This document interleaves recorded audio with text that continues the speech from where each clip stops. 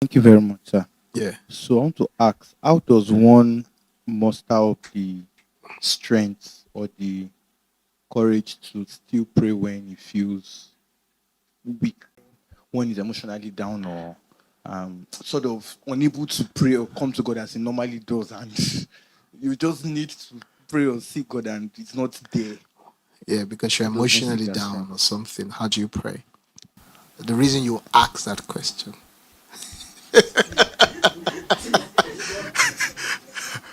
the reason you ask that question is that you think prayer is spiritual. That's the reason you ask that question. You think prayer is spiritual. So, and you have an idea of what is spiritual. So when you don't feel spiritual, you think you can't pray. Because you think prayer is spiritual. That's why you're talking about, I can't pray when I'm feeling down or emotional. So you're trying to get spiritual so that you can now pray because prayer is spiritual. So the only way I can answer that question is to let you know prayer is not spiritual. Prayer is completely relational. So if you can't pray when you're emotionally down, then what is prayer? Being emotionally down is already a prayer. So you're already in a prayer mood. So the content of that prayer at that time is, Lord, I'm down. So you're meant to relate and share with the Lord what you are going through. And then you talk to him about it. And then you read his word. Then he now comes for you where you are. So, but because you think prayer is spiritual, you have already disconnected yourself. You think you're not qualified to pray because you are not in that supposed spiritual state.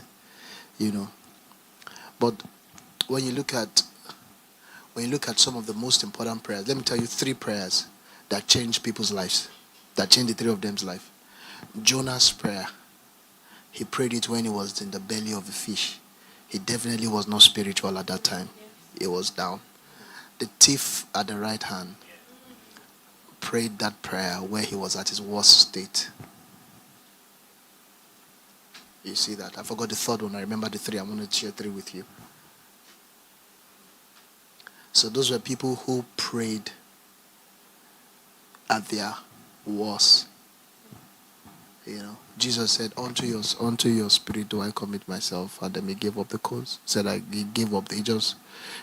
So wherever state you are, it's an opportunity to engage God there. So don't shift. Don't try and be spiritual and pray. You understand?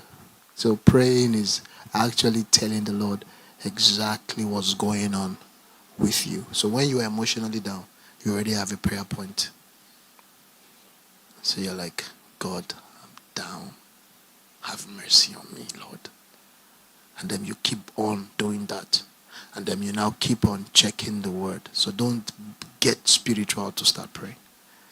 And then when he comes for you, you will know he came for you because you know where you were when you were speaking those words. So it will now be real the time he comes to. Go and check most of the Psalms. The Psalms were just David expressing his feelings at that time to the Lord. And that's why they are the Psalms. That's why they are so powerful. And you wouldn't even know the verse with which the thing will shift. And then God's voice will now enter into the Psalm. So that's prayer. So that actually is prayer. So when you're emotionally down, you have a lover that wants to share your moment with you. The Bible talks about how we don't have an high priest that cannot be touched with the feeling of our family. So you touch God when something is touching you. When something touches you, it touches God.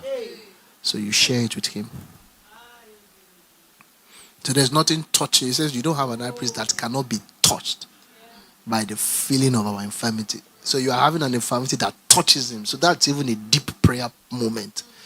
What is touching you is actually touching God. Then we want to put it aside so that you can be spiritual. Then kabosh to God and be. No. It's already touching him. So engage him.